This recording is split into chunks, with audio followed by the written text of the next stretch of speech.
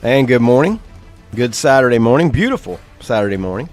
If you like clear blue skies. A little hot, though. A little on the warm side coming up. Are you talking about Carolina blue skies? Carolina blue skies. You might want to go that far. I see you guys are in a different shade of blue this morning than I am, but it is. I'm always royal blue. No, I've seen you in that, what's it called? Softball school red. Occasionally. Yep. Oklahoma. Yeah, that's true. The crimson and gold. Gold? Crimson and white. I'm sorry. Cream. Crimson and cream. That's right.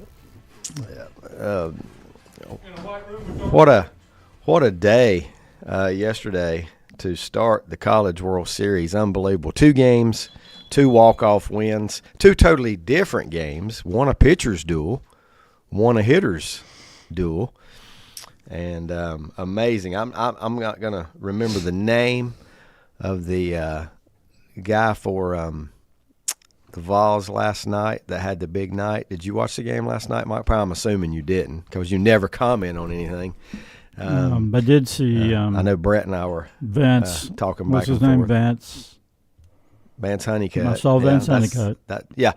First of all, the Virginia manager has been living under a rock for the last 2 weeks. The head coach of Virginia has to have been living under a rock for the last 2 weeks because you got 2 bases open and you pitched to Vance Honeycutt. Yeah. They deserve to lose that game. Right. You're electing to pitch to one of the hottest. I thought he was the hottest hitter in college baseball till last night.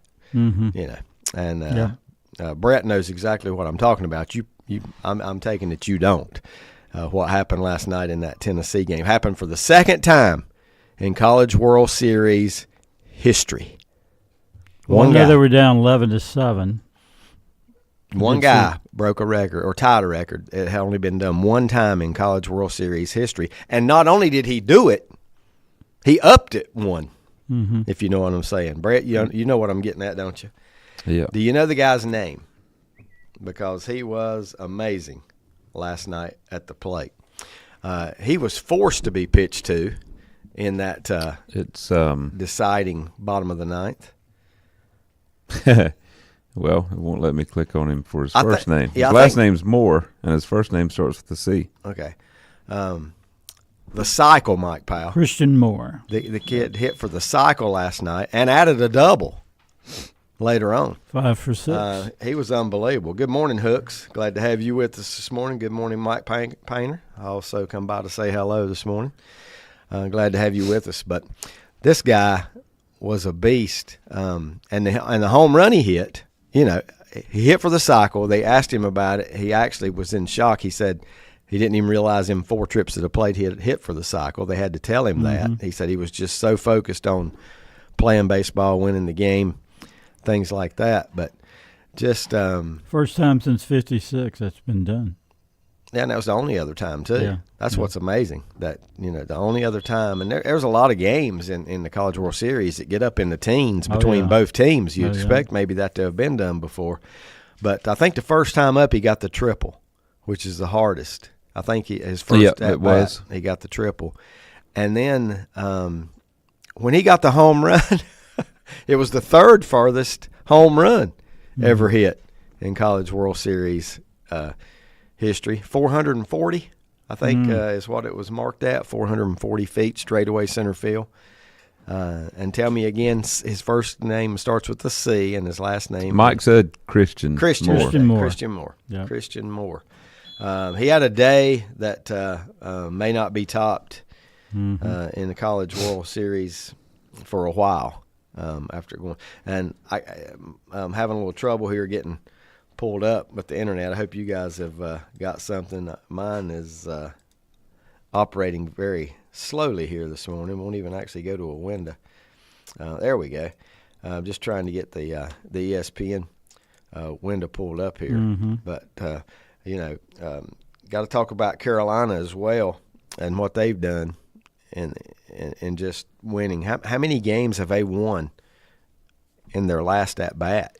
Yeah. Over the last few weeks. Well, they did one to go to the College World Series, right, in the Super Regional? Yep. same guy seems to be getting them too. That's what I don't understand. By what was Virginia's? Did you know Vance Honeycutt was 0 for 4 yesterday? Yeah, I did. That's even more reason not to pitch to him. I would have rather pitched to him if he was 4 for 4. Yeah. Law of averages. Yep. If a guy like that's 0 for 4, you're going to give him one more opportunity. And yes, he came through big at the end. And Lenny had sent me a message. I said, well, I hate to even tell you exactly what I said to Lenny. I said, my words, I'll just go ahead and tell you, Virginia coach is an idiot. You want to get real technical. And Lenny said, if you're not going to pitch to him, then put him on. And what he's saying is he was not going to throw him anything. They were trying not to throw him anything he could hit, but when it got 3-0, he threw him a strike, and then he threw him another strike, and he ripped it to left field. Yeah. No, it wasn't 3-2. He hit the second one. Yeah, that's the best pitch to hit, usually 3-1. Yeah, he hit it, and but why not just So it was a runner on third, and 2 outs. Was it 2 outs? Well, it was 1 out. Then they got. No, I think it was still just 1 out. Okay, I think it was. Then I would have walked him and the next guy. Yeah. The guy on deck was 3 for 4. So. Yep. I'd have probably walked both of them. I've been around baseball long enough to know that you don't let the best hitter in the game beat you if you have an opportunity to avoid it. If the bases are loaded, guess what? You got to pitch to it. You got to pitch. It's tied. But if not, I would. Mr. Honeycutt would take a free pass, and how many? Wonder how many questions the guy took yesterday in the press conference that were solely. Sure, it was asked. Yeah, it was. Yeah, the main question everybody wanted to know, I'm sure, was why did you not walk Vance Honeycutt? This guy's was a first-round draft pick coming into the college playoffs. He's going to be a first-round draft pick, and every game he's played, he's improved his stock. The guy hits with power. He can run a 4.4 40.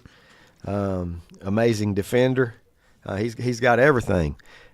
The Tennessee guy that I want to compare him with, I don't know if what grade he's in. I don't know if he'll be in the draft as well or not. But you're talking about the 5 for 6 guy? Mm-hmm. Yeah, they think he's going to be in the top 15. How can we not remember his name already? Christian Moore. That's not that hard to remember, is it? Christian Moore. It's not that tough. Very common name. It says he's hitting 385. I don't know if that's just for the postseason or if that's for the whole season. Richard said there were 2 outs. I think when the guy first got to third, there was 1 out. And then they did get the number 9 hitter. I remember that now. The number 9 hitter was up. Don't remember how they got him out. It might have been a strikeout, but either way, he didn't get to run home. So that's right. There were 2 outs. And Richard's last line says, and yes, he was stupid. I mean, you just don't, there's many different ways you could. I would rather be answering the questions of why did you walk Honeycutt? That next guy got to hit and won the game. It's easier to answer. Yep. Have you not seen Vance Honeycutt play the last couple weeks? How hot he's been. Yeah, particularly in the clutch. And to me, it just doesn't matter. Like I said, you've stopped the guy 4 times on the day. The law of averages tells you he's gonna make something happen in a situation like that. And the thing about him was he didn't try to do too much. I mean, looked like a breaking ball, and he just had a nice, smooth swing and just ripped it into left field. It wasn't like he was trying to win it with a walk-off home run or anything like that. He just wanted to make sure he got that run in. He's been, as far as over the last 2-3 weeks in college baseball, he has been the hottest guy. The Tennessee guy stood out last night, however. With his big 5 for 6, did you say? It had to be 5, isn't it? 5 for 6. 5 for 6, including hitting for the cycle. Lenny also says there were 2 outs in that. So, but he got to third. The guy finally got the bunt down to get him to third. There's a leadoff double. Then they bunted him to third, so there was 1 out at the beginning. But when Honeycutt come up, yes, there were 2 outs. That's even more clutch. To me. 2 outs. Then what?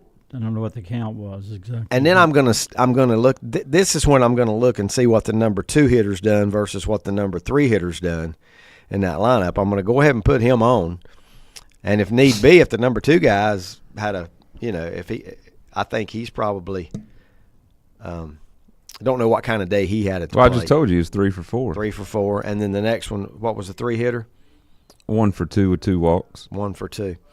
Either way, I mean, that's the only scary part with putting them both on is a walk. Then you can walk into winning run. That's why I just walk one. Yeah. But here's the deal: it doesn't matter if the name is not Honeycutt on the jersey. I'm taking my chances. I'm taking my chances with somebody that's not named. Well, Honeycutt. the 2 and 3 hitters do have higher averages than Honeycutt. Yeah. Yep. Yeah. Was it? Yeah. Well, they were right there. I bet they don't over the last order. 2 weeks. Yeah. Maybe they do, but I wouldn't think they do over the last 2 weeks. And I bet they don't. I bet they haven't had the walk-off hits. That he seems like he's just a walk-off hit waiting to happen here lately. Also popped a big home run in one of those super regional games. Yeah, that's the one I remember. Yeah. That was big at the time. But we'll get back into that a little bit. I noticed last night how important it was for Carolina and Tennessee to pull out wins because did I see that only 2 times has the College World Series been won by a team that lost on opening day? Did I read that right? I'm sure you did. Well, did I remember it right? I may have been 4. So you lose that first game, and it's a long road back out. It makes your pitching thin because you're playing more games. Mm-hmm. But how can today's matchups how could he beat that drama? How could it top what we saw yesterday? What we got today? State plays today, right? NC State. Yeah, look and see if you can find the times. Yeah, there's a game at 2. 2 o'clock again today. It's raining in Omaha right now. If you want to know, that's what's going on. NC State and Kentucky. Yeah, and then Florida and Texas A&M play at 7.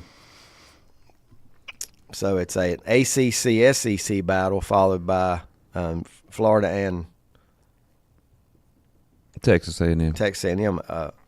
All SEC. Yeah, we already had our all ACC battle. That was Virginia and North Carolina in the opener. I wish they could had it where it was more like a challenge, ACC SEC challenge, and had the conference teams not facing each other. Mm-hmm. They can't do that. I mean, it's not when you got the formula is already set. Yeah. And it goes by seeding and things like that. So they can't do that. Or people be wanting them to do that all the time.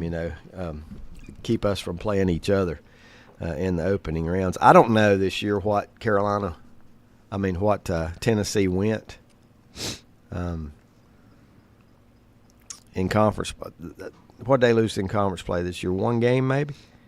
Well, the Tennessee and Kentucky was the number 2 seed going into this event. And where did Kentucky baseball come from? Yeah, where'd that come from? I think they were good last year. Yeah. We know Tennessee. This is their 3rd trip to the World Series in the last 4 years. Yeah, they've been building and building and building. Tennessee's 56-12 overall. 56-12. I wonder how that conference race. I'm surely they lost more than 1 game in the conference. Oh yeah. Yeah, you'd think so. I mean, that would be hard to do when you're playing everybody in the conference 3-game series. 22-8. 22-8 in conference. Yeah, but that was good for first place, right? I think Kentucky. Did Kentucky edge them out? Well, the only reason I wonder that is Tennessee came in basically as the overall 1 seed, didn't they? And, yeah, they were the overall 1 seed, and Kentucky the 2. So that made me think that maybe they won the SEC. I think you'd have to win the SEC to take the overall 1 seed over another SEC school anyway, unless neither one of them won. They were both 22-8. Tennessee a better record overall by. Wonder who got the higher seed in the conference tournament. You think they had to draw for it, or a lot of times they do this totem pole thing, how you did against the 3rd place team, how you did against the 4th place team, things like that. But don't know. It'd be interesting. It'd take a lot of looking, but interesting to see who had the best conference record out of the. I guess those 2 were at the top. You still got 2 more in. You got Texas A&M and Who am I leaving out of the SEC? Florida. Florida. Florida finished pretty low. Tennessee was the 1 seed in the tournament. Were they? I don't know. In their own tournament? I don't know how they determined that, but yeah. Yep. When's the last time the ACC won the College World Series? A few years, Virginia. Maybe 4 or 5 years ago. But now before that, it had been Wake Forest. Back in the 50s, I think. Was How many Virginia, times has Carolina been just on the cusp of Well, they lost to Oregon State twice. Right. While in Omaha, and I think both of those might have been at the end. At the end. Yeah, at the end. Been pretty consistent, I guess you'd say, about getting there. Mm-hmm. Yep, here it is. Lenny says 22-8. Tennessee wins the conference tournament 4-3 over LSU. So that's how I'm taking it to mean that's how they determined that they were the one. They won the conference tournament after being tied, which would make sense. Mm-hmm. You know, maybe it's the team that goes the furthest in the tournament. But Tennessee was won the conference tournament 4-3 over LSU. Oh wow! Yeah. Wow. Probably take a timeout before we get into that news. Some breaking news. We'll tell you. Breaking news? Yeah, we'll tell you about it here. I'll tell you guys at the break before we put it on the air. Sure. Virginia won it in 2015. That was a little more than a couple years. More ago. than a couple years. Well, you know what that means. I'm getting old. Everything goes by faster. Yeah. The older you get. So they won it in 2015 over Vanderbilt. Yeah, Vanderbilt has been a very solid team in the SEC as well. Didn't they win the title since that? Didn't they have a championship? Yeah, they won it there? in 19. Okay. With the really good pitcher, I can't think and of his name also now. in 14. African-American pitcher that was so good. Did he not get to the Yeah, we just talked about majors? him, Kumar Rocker. Yeah, Rocker. That's it. Yeah. John Rocker? No, not him. Remember him? I do remember him. How could you forget? Yeah. John Rocker. Loved the he just always loved the New York subway system. Oh, yeah, loved it. Was a big fan of riding that. Man, we got a lot to talk about. We got this College World Series thing hanging over our heads. I hope the entire thing is as exciting as it was yesterday. No, we're not going to see walk-off wins. Yes, we're going to see a rout or two at some point. Got to. But you're going to see 12-2 or something. Yeah, it's just like now everybody's just stoked. I mean, everybody's just ready because of the way the games went yesterday to see more like that. So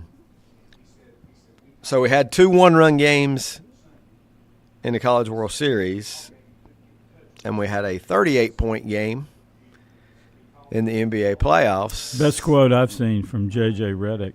That was a bad impersonation of the Boston Celtics.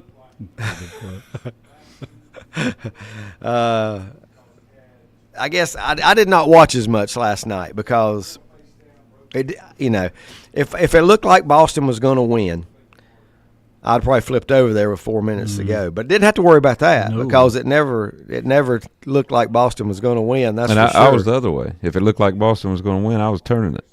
Yeah, well, that's good. I'm glad for you. Kyrie and Doncic left the game in the middle of the third quarter, right? Yeah, not a lot of minutes for the Stars. Yeah. All I saw was I thought they were showing the same play over when what's the Duke guy's name? Lively. Yep. Yeah. Alley-oop dunk. It wasn't the same play over and over. He had about 5 alley-oop dunks. Yeah. Seemed like in Probably a row. shot about 80. He even hit a 3 last night. Yeah, I saw him hit First a of 3 his from career. the corner. He could never hit a 3 at Duke, darn it. Yeah. He didn't get that many alley-oop. Yeah, I don't know if he dunks. shot any threes. He might have shot one. He might have shot one. He did not get that many alley-oop dunks at Duke in his career, I don't think, as he had last night in that game. Can Dallas win another? I don't think they will. I think this. They're not coming back from 3-0. We know that. They needed to do this in Game 3. Yeah. At some point, it's going to happen. At some point, it's going to happen. Just like how long did it take for a 16 to beat a 1 in the NCAA tournament? I thought you were going to go to how long did it take till it happened in baseball, and you were going to give my Red Sox some love. Well, that's true, too. We're down 3-0. Down 3-0, that's right. And beat the Yankees 4 straight, and then won the next 4 to win the World Series. Yeah, it may happen. It's inevitable probably at some point. Yeah, I think it will happen at some time. But I do think that – I just wouldn't think it'd be in the finals. It'd be and I don't think I just don't think Dallas is consistent enough. Yeah, maybe if it was a different team or something, but I just don't think. I think they're a good team, but I think they have too many. I don't know if you call it droughts or. Or would it take a major injury? Well, they've got one. Is Porzingis a major injury for him to be out after the one game he had? Well, I would say no because they've already played so many games without him leading up to the finals. But I would say if Jaylen Brown or Jason Tatum went down, that might be what it would take for Dallas to come back and win it. Probably. Maybe even a Drew Holiday or Derek White. I mean, one of their main 4 guys, if any of them went down, it would it might be Holiday. Really even things up. It might be Holiday the way he's been playing and yeah, and he's probably their best defender. He can guard Kyrie or Luka. It seems like he can do just about whatever's asked of him to do. I mean, that's just the way it's been. And don't mind, not one of these that complains or whines about his role. No, they don't really have anybody like that. Yeah. That's hard to find this day and time, is it not? I just don't know. I think Kyrie and Luka have been a little less consistent.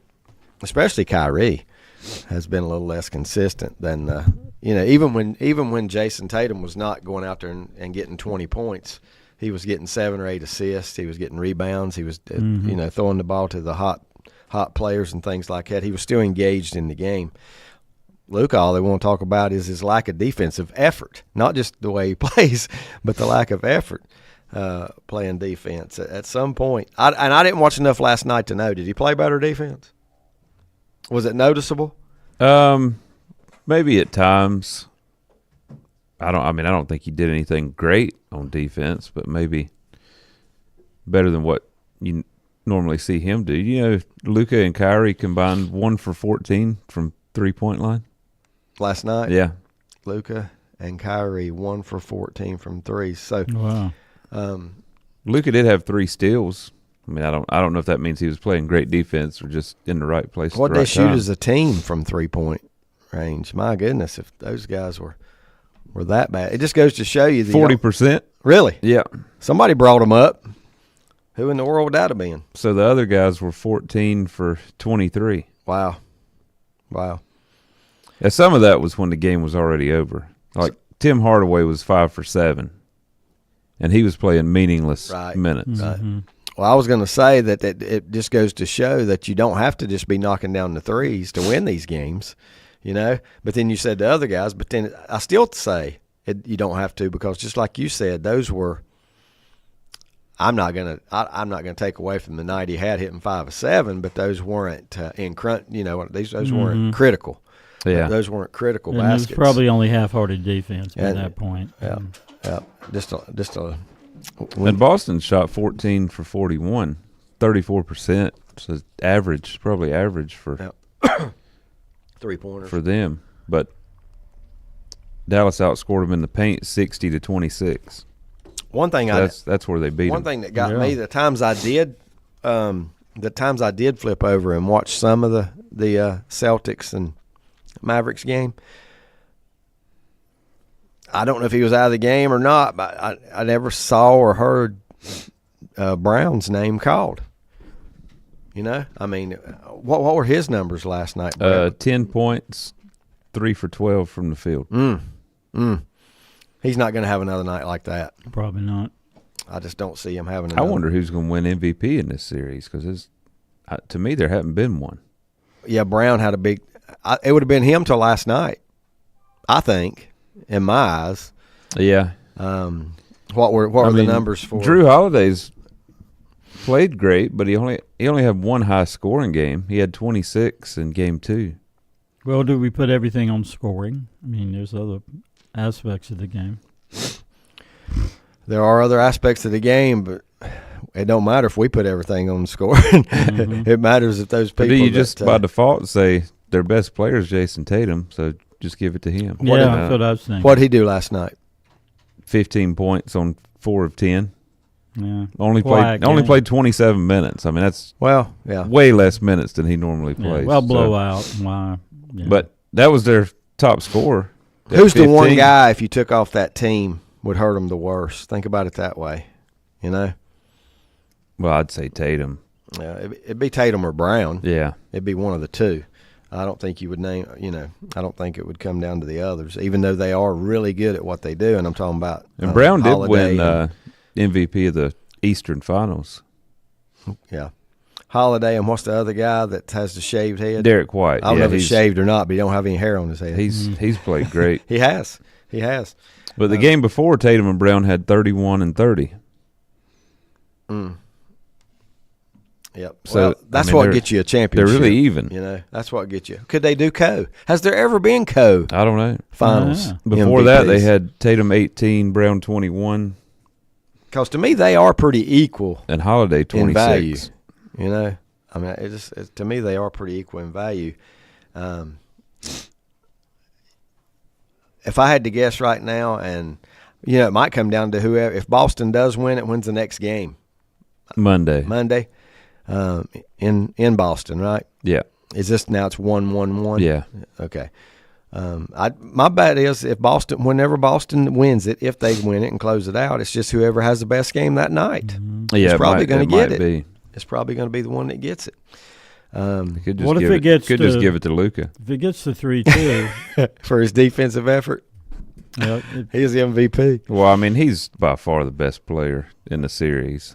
It's not going to a team that loses. I bet, especially if they lose 4-1. I bet you it never has gone to in basketball. I don't know if it has or not, but I think it'd have to be a 7-game series to give it to a player on the losing team. You can't lose 4-1.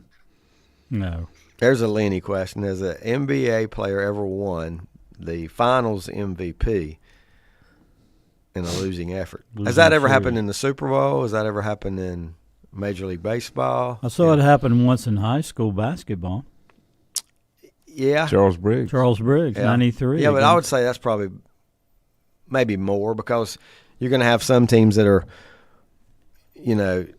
rely on one player to get them as much as they can get them, and they may do it in a losing effort. They may score 35 points. Somebody might score 35 because they're trying to keep their team in the game. Yes, they were the most outstanding player in that game. Hey, I got one.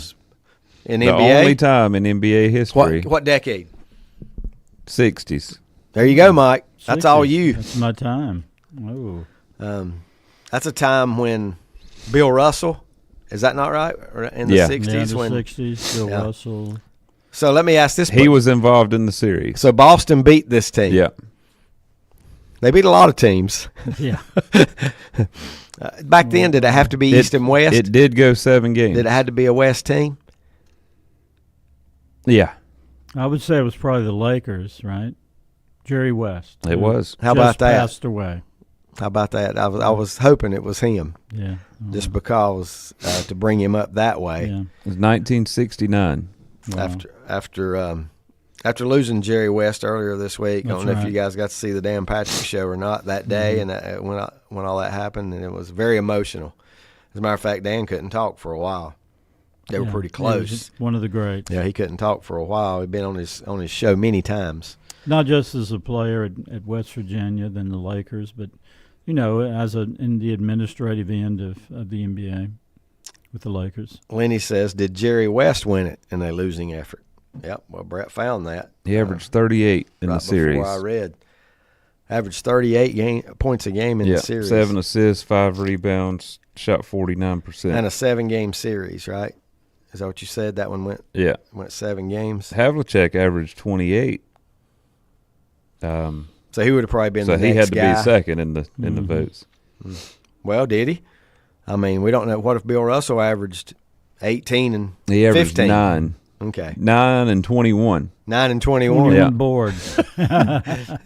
Wilt Chamberlain averaged 12 points and 25 rebounds in the series. Oh, yeah.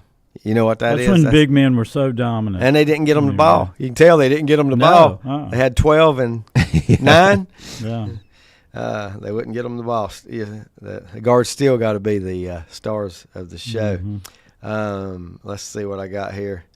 Elgin Baylor also in that series, and Sam Jones, a bunch of Hall of Famers when the Lakers and Celtics played each other. Ned says early in the Super Bowls, a Cowboy defensive lineman, the Cowboys lost, but he won the Bob Lilly. Now, was that Harvey Martin? Was it Bob Lilly? First one came to my mind was Harvey Martin. There was a Cowboy team that they must have won it though because they had split MVPs in it. I say Bob Lilly. Well, that's number 74, and that's what Ned puts on here. Cowboy was maybe number 74. Just can't remember her name, and that would be Bob Lilly. 5. Bob Lilly. The only time it happened. What? Okay, all right. That's the Colts and the Cowboys. Yeah. And it was decided by a field goal. It was low scoring. So was it a defensive player? Or do you know by the name? Yeah, it was a defensive player. It was not a great offensive game. I don't know. I didn't know the name. Well, but Lenny's got to guess. His initials are C.H. Yeah. Chuck Howley. That's Chuck Howley. Yep. Yeah. And I do remember that name. I remember him. Chuck Howley. So the only I wonder if that'll ever happen again. Well, given the state of the NFL now, says the teams combined for 11 turnovers. It was a horrible game. 11. It's hard not to. It's hard to win as a defensive player. Oh, I was trying to find his stats. They could have given the thing to O'Brien, the kicker that won the game at the end. Who was the Dallas DB that won it as a defensive player? Then Larry Brown. He disappeared into. There's still conspiracy that Neil O'Donnell threw him 2 passes because he was wide open over there. Did you notice that? Yeah. I mean, there wasn't a receiver. I think on the 2 pick sixes there was not a Pittsburgh receiver inside. Anybody inside on either one. He rode that to a big payday, but then he just pretty well disappeared. Jason says that 1969 finals is where Jack Kent Cooke, now I know that name from Redskins. Yeah, he owned the Redskins. The Lakers owner at the time had the balloons in the rafters during the title game, or during the game 7. The balloons were ready for release if the Lakers won. Don Nelson, here's another reason to hate Brett. Don Nelson hit the go ahead on shot in that game. How about that? Don Nelson. I remember him way more for coaching. Coaching than playing. Hit the go ahead shot in the game for Boston. That game 7 was also Bill Russell's last game as a player. He was a player coach during that season. So, yeah. Well, you know what? He's the coach. He held himself to 9 points. The way I look at it. Yeah. He could have said, "Get me the ball, or I'm going to the bench. I'm bringing somebody in." Jim O'Brien kicked the game-winning field goal. Yes, he did. That was in that Colts-Cowboys. Has the Cowboys been to the Super Bowl since? Oh, I'm just kidding. for all our Cowboy. So it looks like only one baseball player has won World Series MVP on a losing team. Only one baseball player has won it. It's happened once in all 3 leagues.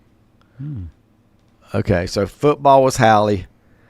NBA was, help me again. Jerry West. Why do I need help with that? And it's happened in baseball. What decade? 60s. Try this as 60s. Oh, well, it can't be the one. First one came to my mind. He obviously won it because it was Bill Mazeroski, and we know how he won it. Yep. I shot heard around. I think that was 1960. Would it have been Brooks Robinson? Nope. Oh. In the amazing 60s. Mets year. Yeah. Let's think on that one a little bit. Mm-hmm. Think on that one a little bit. Let's see. Now, don't look it up, people. This is what's fun about it. Don't look it up. Just try and get it. It's like playing trivia. If you do look it up, if you do look it up, just let me know that you looked it up. So which Ned has in the past. I gotta give him his prop. One baseball player has. Y'all had the right series. I did. Oh, really? You did. I did. Mazeroski's shot around the world, Yeah, 1960. Was the right series. Okay, so the Pirates beat the Yankees. In that series. Yeah. So there you go. Got it narrowed down to a Yankee. Who wants to do their lyrics first this morning? I can. Go ahead. I don't have mine ready. All on you with the Saturday morning lyrics. You don't have yours ready, that's all. Well, I got them ready. I just hadn't got them pulled up. I got you. You thought the leaden winter would bring you down forever. What's that second word or third word? You thought the fourth word. I already know it. You thought the leaden winter would bring you down forever. Give me one more line, and I'll see a minute. Back in a moment. First Federal Savings Bank has been serving Lincoln County since 1940. And as it has been from the beginning, customer service is a priority to First Federal Savings Bank. They want to get to know you by name. First Federal Savings Bank has the convenience, the products, and the services that the larger banks have, but with hometown people that you see throughout your community. Stop in and visit one of their 4 convenient locations and see what First Federal Savings Bank has to offer you. Member FDIC, an equal housing lender. Dr. John Klunger III and Dr. Aaron Hebner's mission is to earn their patients' respect and trust through the commitment and positivity, and offer the dental solutions in a professional environment to improve oral and overall health.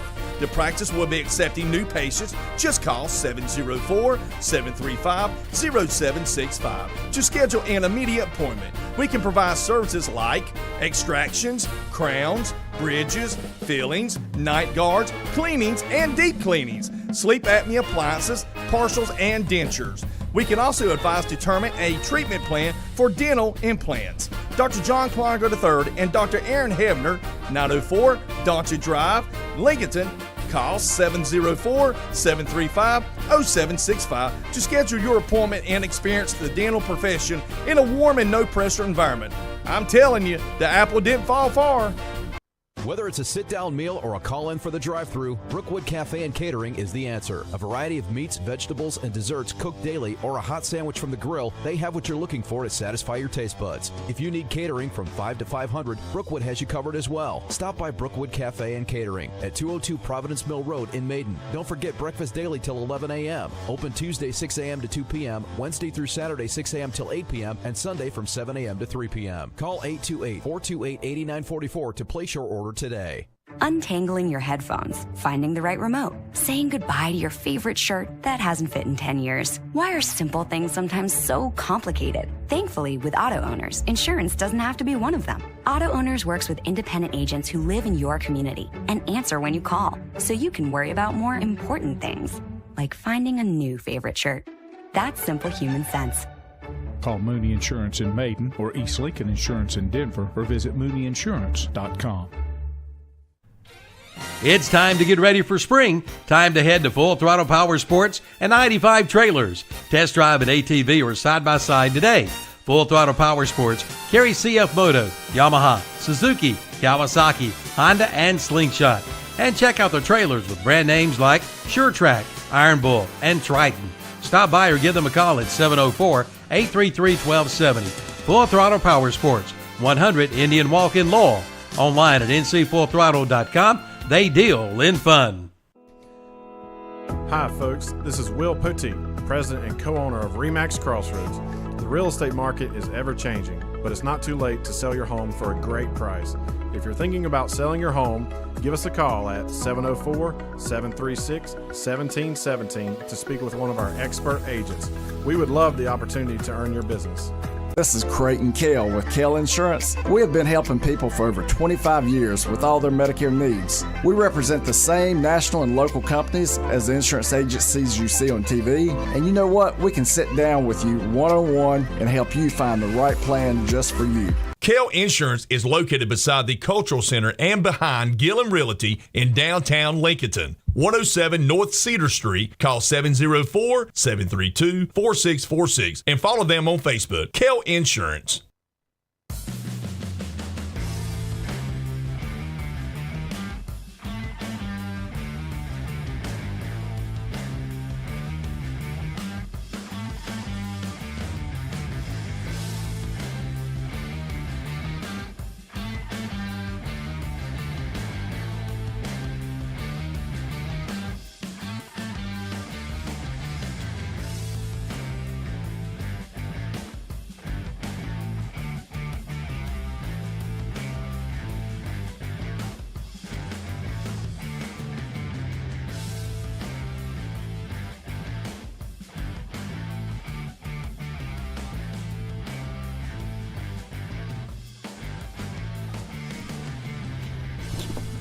Welcome back, Sports Talk, second quarter.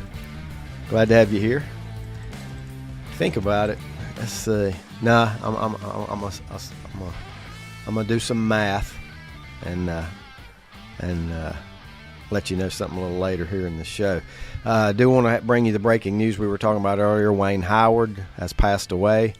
Legendary broadcaster. A lot of people our age grew up listening to Wayne. Back in the day on WLON. He's done other various things, various newspaper work. And, of course, has been the driving force behind LincolnHerald.net for years, ever since basically when that thing went up, that website. Yep. And we were just informed of this, but it happened on yesterday. Yeah. I was going to say on Friday. I keep forgetting this is Saturday. I don't know. How do I forget this is Saturday when we're in here on Saturdays? But anyway, sometime during the day yesterday. Yeah. I last saw Wayne, I think it was late April, a county commission special meeting. He was there, and I haven't seen him since. Yeah. So sorry to hear of his passing. Big guy, had some health issues throughout his life. Didn't even get around real good. No. You know, Mike in his later days. No, real struggle for him. I saw him in a couple meetings here and there. But, yeah, it was just but he loved what he did. He did. You know. And he was a super smart guy.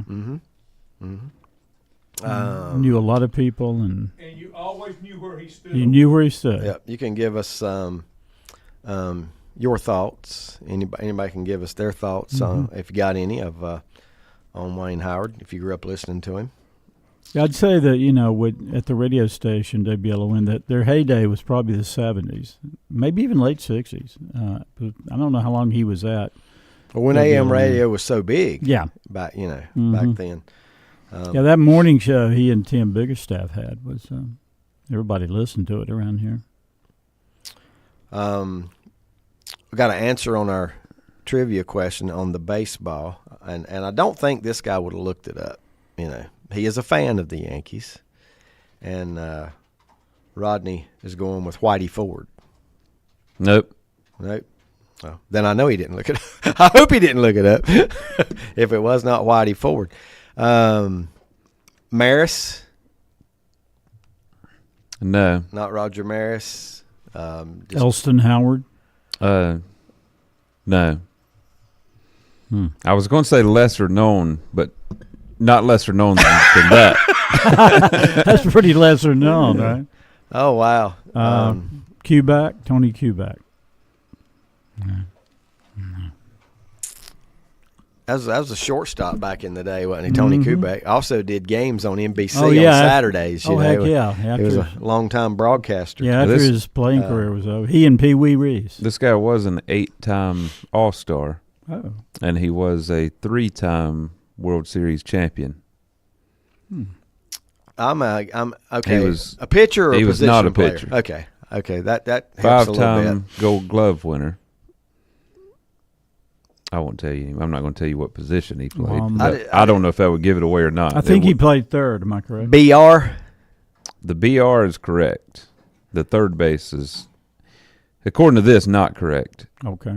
Bobby Richardson. Richardson. That's it. Shortstop. Second base. Second, yeah. Second base.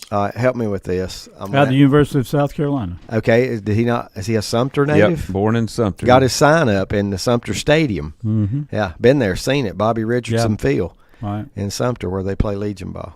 Yep. How about that? Yep. The Yankees have had some success with some South Carolina guys. He hit 367 with 12 RBI in the series. Wow. Big series. 12 RBIs. Yeah. In the 7 which you wouldn't expect from a guy that probably was leadoff or yeah, like a contact hitter. Just get on base. Yeah. I don't not sure. That was Ned getting that, Bobby Richardson. All right, Ned. Correctly. It says, and I wonder if he remembers seeing the sign in Sumter like I do down there of the Bobby Richardson. It's like a sign honoring says he coached South Carolina, Coastal Carolina, and Liberty. That's right, he did. Coastal. South Carolina, Coastal Carolina, and Liberty. Wow. So one guy in each major sport. Oh, should we throw in hockey? No. You said major sport. I want to know what I'd love to see some of the guesses. That's possibly happened too. Like if you take a Gretzky, Gordie Howe or Bobby Orr, Gretzky, somebody that lost a final, but so only one time in each major sport. Wow! Right?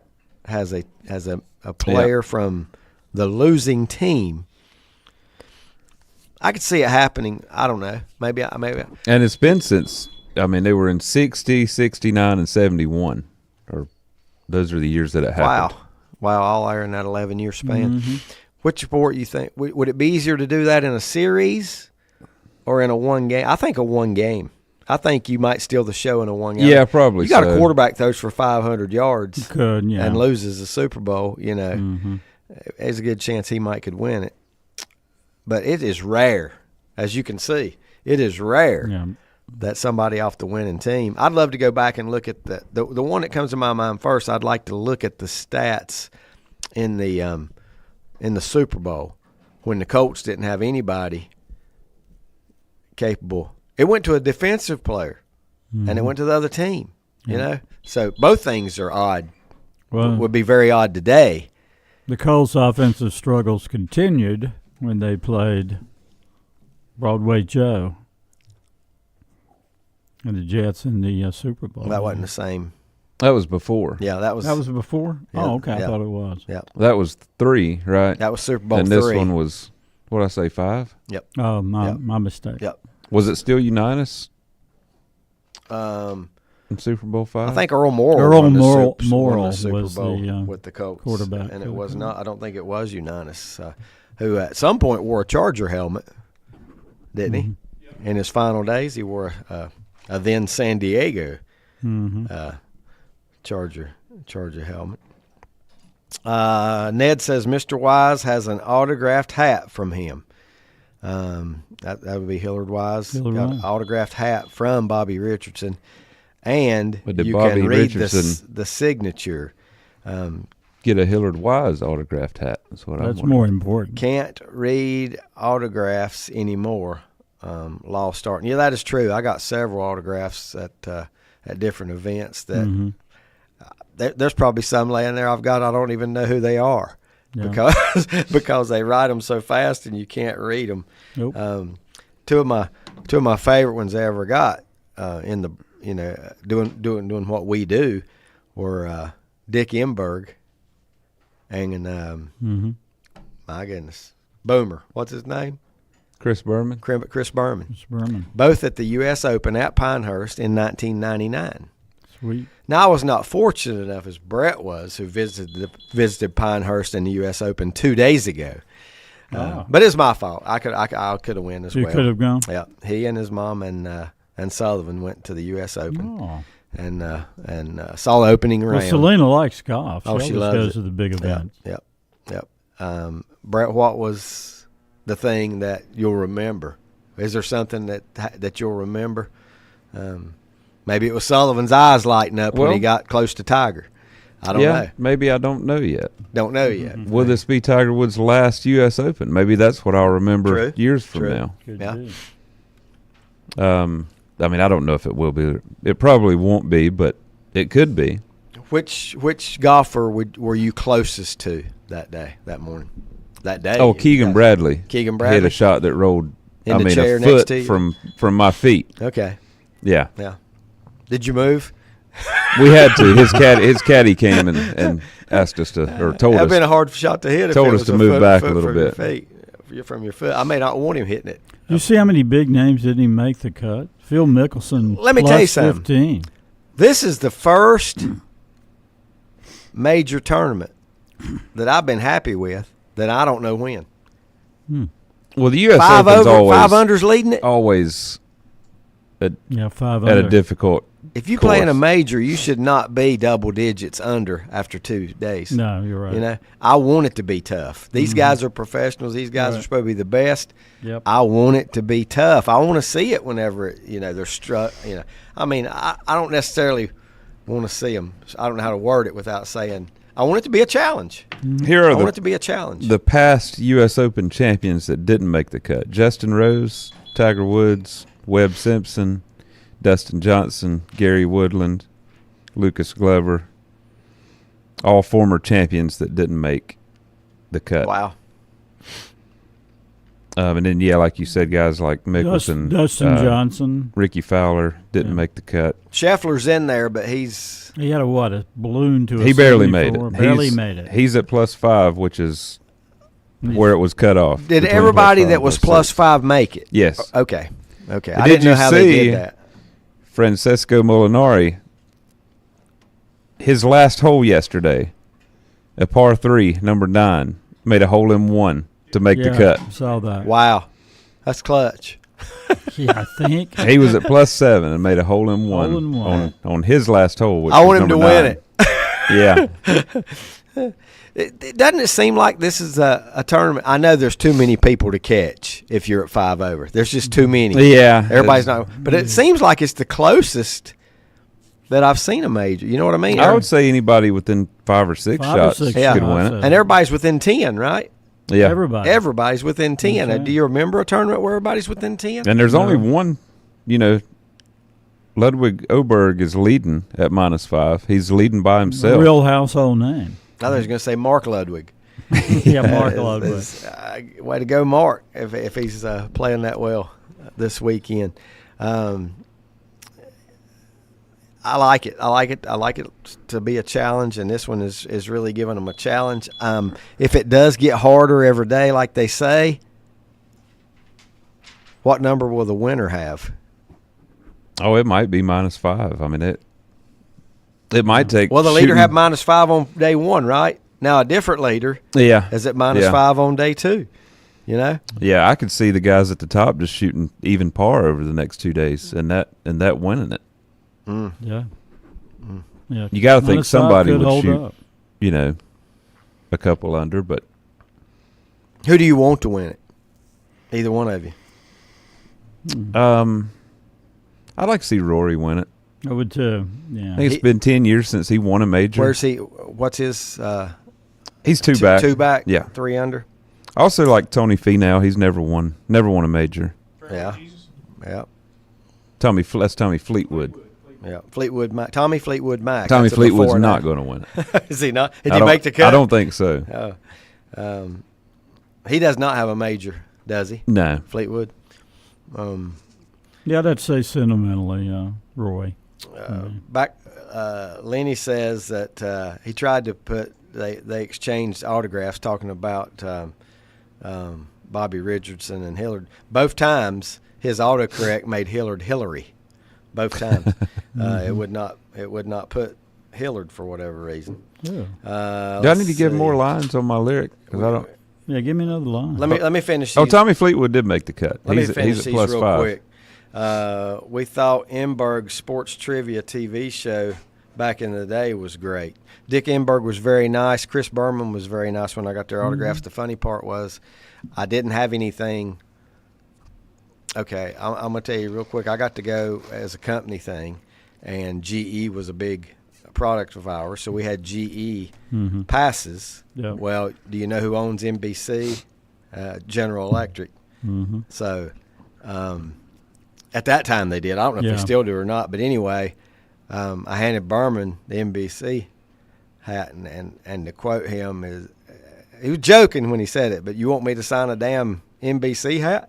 With all those years he was at, all those years he spent at ESPN. I don't even remember Enberg's Sports Trivia show. I don't know why. Butch says, it will toughen up today, talking about the course down at Pinehurst. It will toughen up and today. they're getting no rain at all, just sun. So it's baking. It's getting harder. Hard, the grass, the fairways, and the greens are just getting harder. They wet them down at night. I'm sure they do, but by 11 today they're burned off. Well, usually when you wet them down, it makes them that much more crisp. Once they, I would think they're gonna, once they do get dry, it's even a more of a glass type surface. All right, Brett, let's hear those lyrics. You thought the leaden winter would bring you down forever, but you rode upon a steamer to the violence of the sun. I got it. And that's where I was going with the violence. Nobody else, the Mike. violence of the sun is the line I was trying to get to. That's a great line. We're The starting to violence feel of the that. sun. I felt it on Thursday. And don't talk about next week already. But anyway, should I go ahead? Yes, absolutely. No, nobody else has sent me an answer. Tales of Brave Ulysses by Cream. That's it. What's the name of the song again? Tales of Brave Ulysses off their second album. Okay. 1967. Yeah, great album. So Brett has gone Mike Powell mode. He went Mike Trying to Powell stump mode. Let me give you the everybody. next 4 lines. Trying to stump everybody. That's a great song lyrically. And the colors of the sea bind your eyes with trembling mermaids, and you touch the distant beaches with tales of brave Ulysses. Yeah, great song. It kind of mirrors the Ulysses and his journey to get back home. The Odyssey. That's when they wrote. And, somebody really was smoking deep. a little. I was going to say it's yeah. like They're a psychedelic, yeah. Well, it's right in the middle of the psychedelic era. hallucinating type. Yeah. The lyrics are trippy. Trippy. Trippy. Those lyrics That's are right. trippy. That's right. What was the name? Oh, the new saying I heard the other day. I've only heard it on TV and they explained it. That slaps.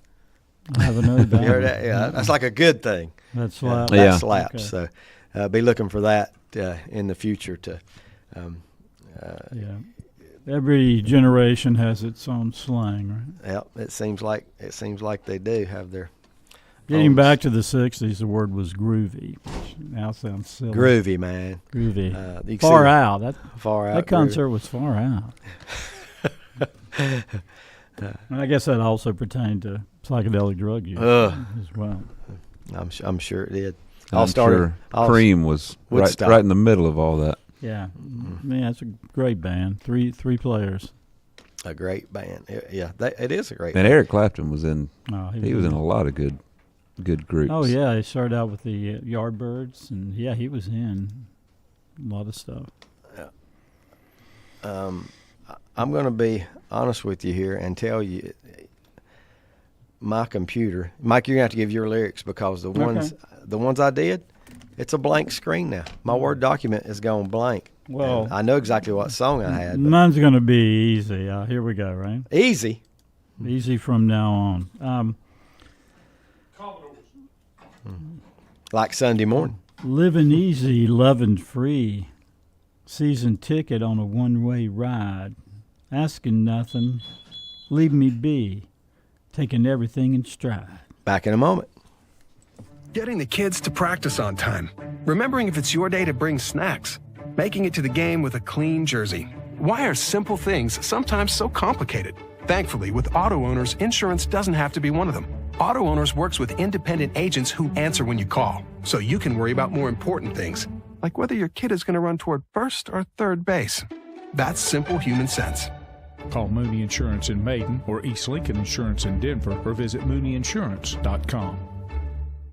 Rhodes & Bill Oil Company in Lincoln has been serving the Piedmont of North and South Carolina since 1919. Sure, they deliver to your home with home heating oils. They'll help keep you warm, but they do a whole lot more. They feature bulk fuel delivery, on-site and commercial fueling, backup generator fueling, and farm and agricultural fueling. For home or business or farms, call on Rhodes & Bill Oil Company in Lincoln, 704-735-2508. Online at rhodesandbill.com, located at 1404 East Main Street in Lincoln. Like them on Facebook, too. For where 2 or 3 have gathered together in my name, I am there in their midst. Matthew 18:20. You are invited to gather with us at Rhine Heights United Methodist Church, located at 520 Madison Street, just up from Betty Ross Park. Sunday school meets at 10, and worship follows at 11 every Sunday. Follow us on Facebook for special service announcements. Join us Sunday at Rhine Heights United Methodist Church. Buying a Bobcat is now easier than ever at West End Sales in Vail. Now get 0% APR financing. That means low monthly payments. Or you can get $1,200 instant rebates on selected models.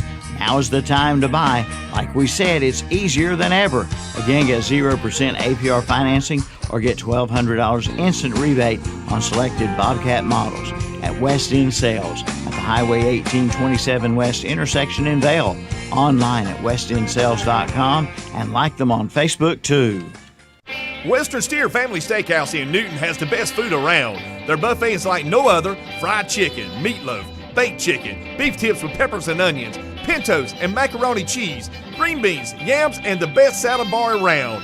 Hours of business Sunday, Wednesday, and Thursday, 11 a.m. to 7 p.m. Fridays and Saturdays, 11 a.m. to 8 p.m. Western Steer Family Steakhouse, 334 Southwest Boulevard, Newton. Call for takeouts at 704-325-3926. Like them on Facebook. At Mr. Sparky, our skilled electricians can help fix any electrical problem. And with summer storms on their way, we offer generator services to get your life back to normal, faster. Call Mr. Sparky today for any electrical need.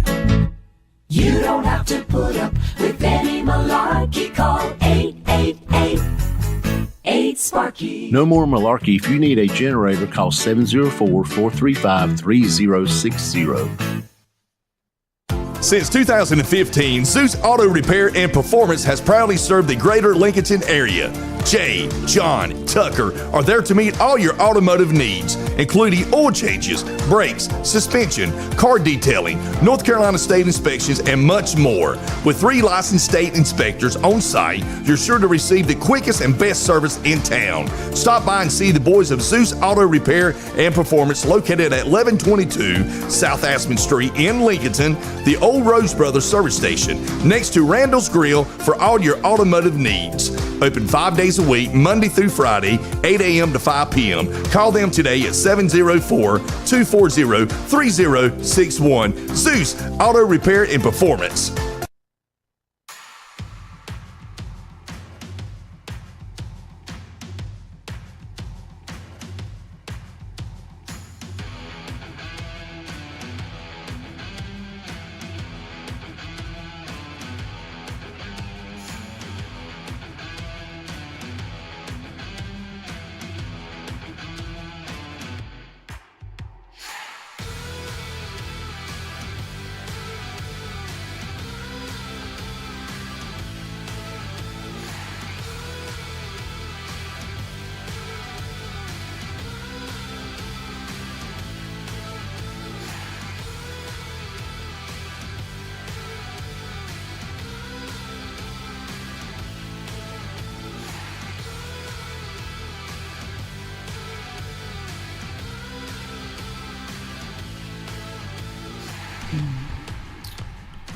Welcome back. Educational radio. Yeah. You know what we learned today? That only one time in each of the 3 major sports has MVP in a championship game or series come from a losing team. So rare. Yeah. And I would have, if you would have just asked me out of the blue, how many times has it happened through those 3 sports, I wouldn't have guessed 3. I'd have guessed higher. I feel sure I would have guessed higher. I did read what the song was because Ned guessed it correctly. I'm guessing. AC/DC is another group you can't just give the initials on. You can't give the initials of that group. Joey Breimer says, good morning. Joey. I'm heading up to cover the Juneteenth celebration uptown. Don't know if you've mentioned it yet or not, but Wayne Howard, yes, we did, Joey. Wayne Howard passed away yesterday. We talked about that a little bit broadcasting earlier legend in the show. Brett and Lanny got Mike's lyrics. So did Ned. Ned says Highway to Hell, AC/DC. Yeah. And then he goes back to that Dick Enberg show. It was called Sports Challenge 71 through 79, 1971 through 1979. Well, that's a long run. Yeah.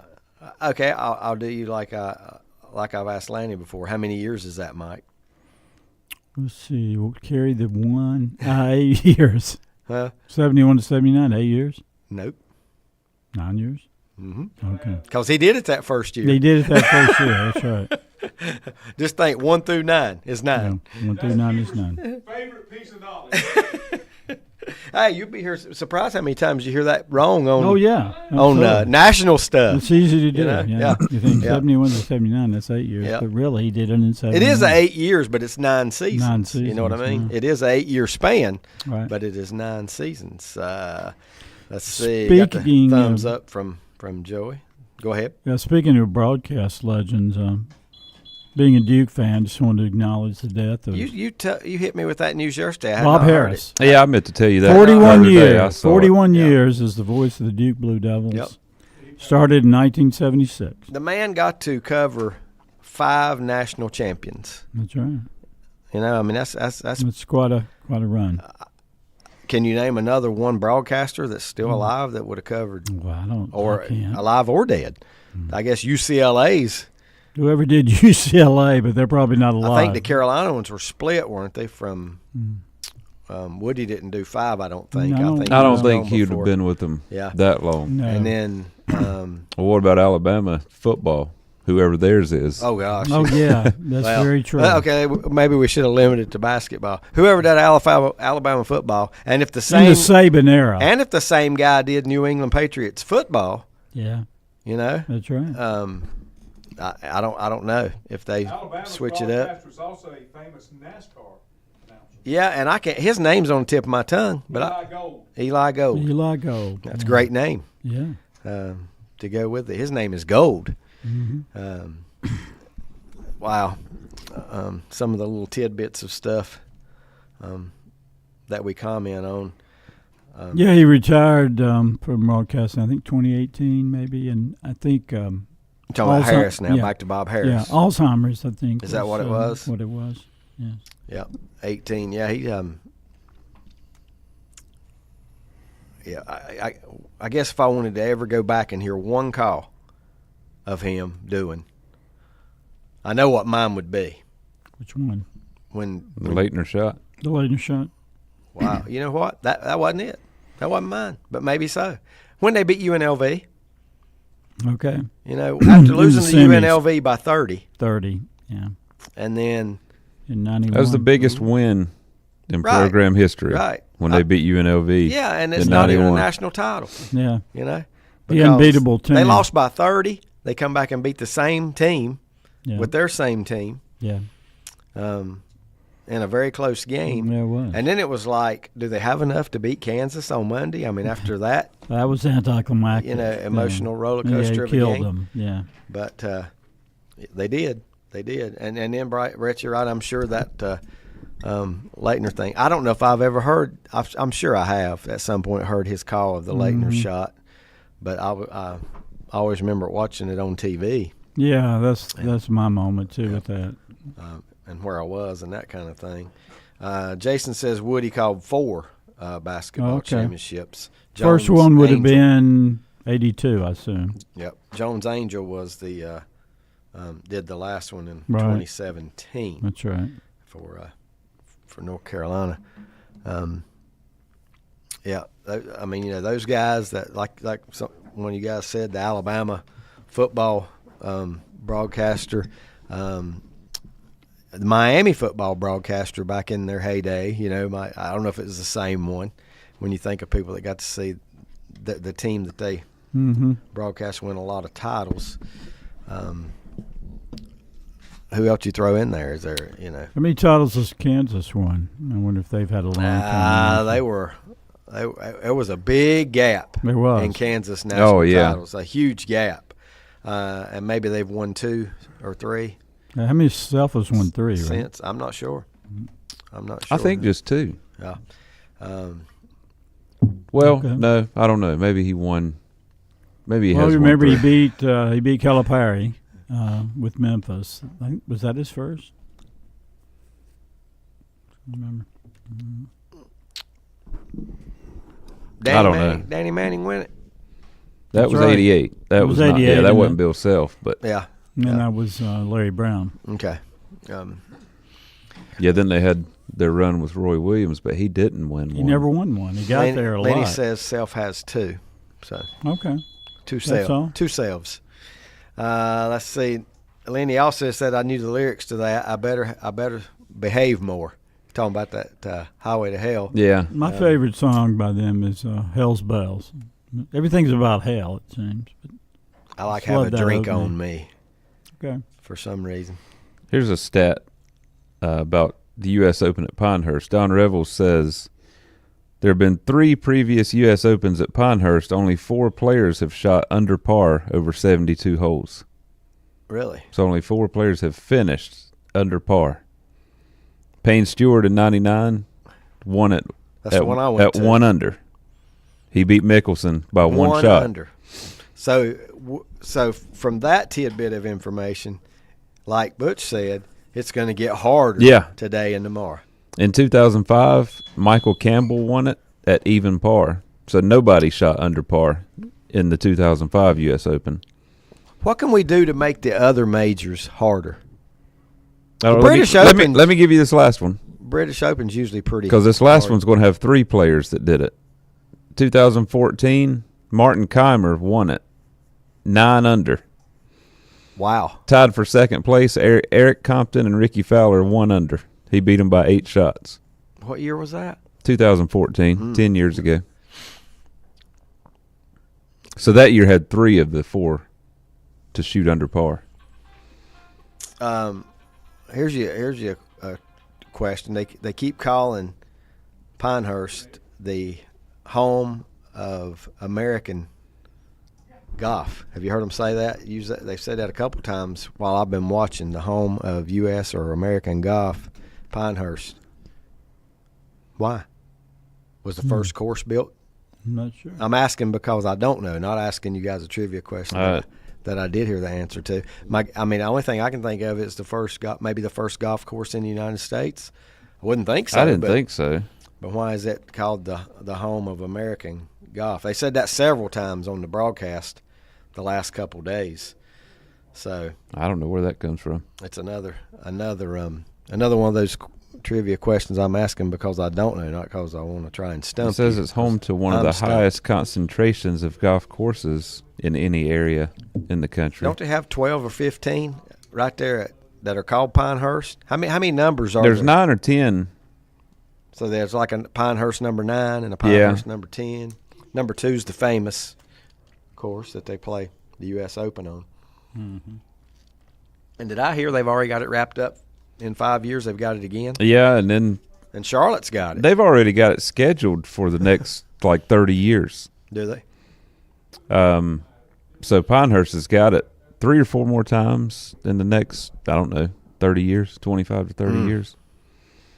And Charlotte gets the PGA Championship again next year. I'd like to see what the U.S. Open winner shot last year. With all these scores you're talking about and how hard it is to have a good score, even stay below par. It's so hard to stay par or below at Pinehurst. Yeah. What's some of the other major scores that just in the last year? You know what I mean?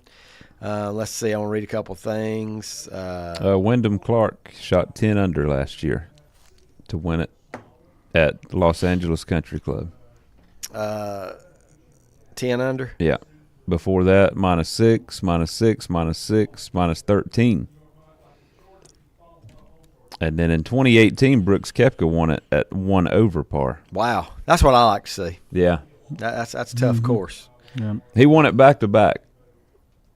-16 one year and +1 the next. Let's not go back to that course where it was -16. That was at Erin Hills, Wisconsin. Until they get their stuff together. I don't want to see somebody win a major. -16. Yeah. I mean, like I said, -5's fine with me. -5 is okay and worse, for a major. I think I don't know what they can do to make the Masters harder.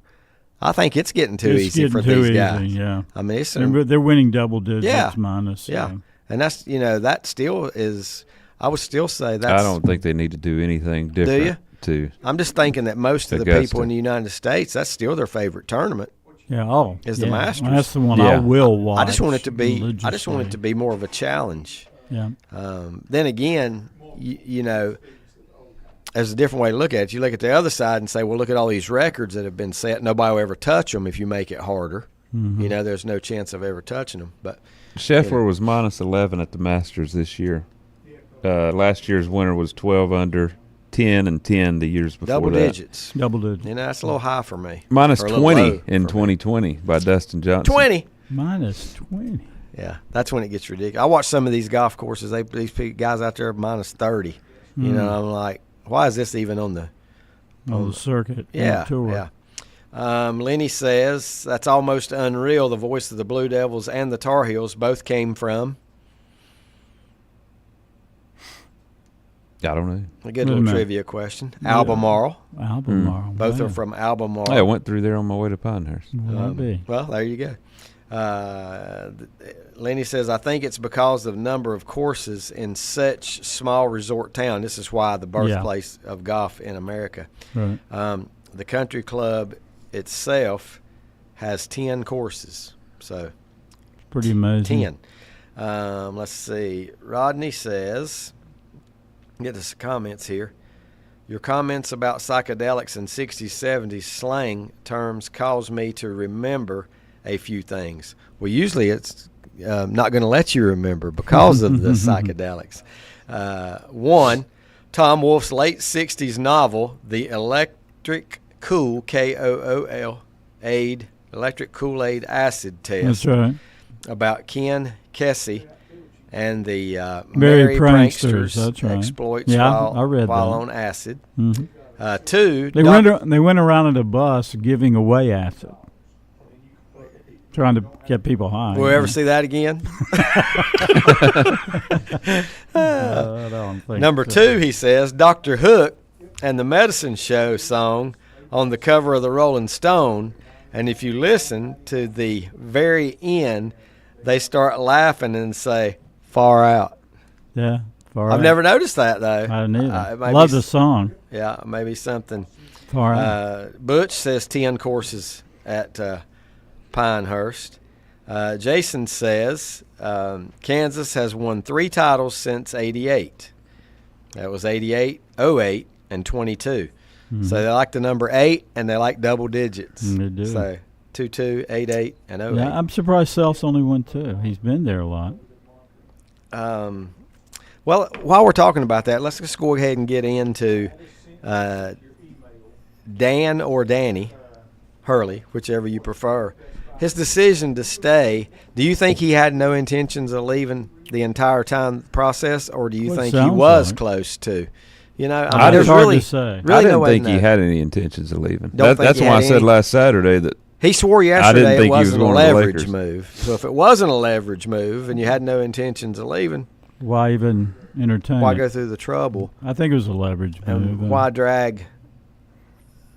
Well, I mean, what if they made him some crazy offer he couldn't I'm going to tell you something. refuse? I got a message from a cousin the other day who said, hope he stays, good for college basketball. This cousin is a Duke fan. Hope he stays. It's good for college basketball. I would be shocked. Good for UConn college basketball. I was hoping he was leaving. He finished by saying in his sentence, I would be shocked if they made it a three-peat next year. Hey. And I'm going to say I would be more surprised at this point if they don't win it next year. I agree. I really will. If he wanted, with what he's got going on, I'll be more surprised if they don't win it. He plucks 3 guys from the transfer portal after he got pretty much wiped out the first year he won and wins it again. Why couldn't he do it? He can get again? whatever he wants, whatever he right wants. now. I mean, he's obviously the best coach. Hottest show in town. People want to go to the hottest show No, in town. I was you can hoping hand select.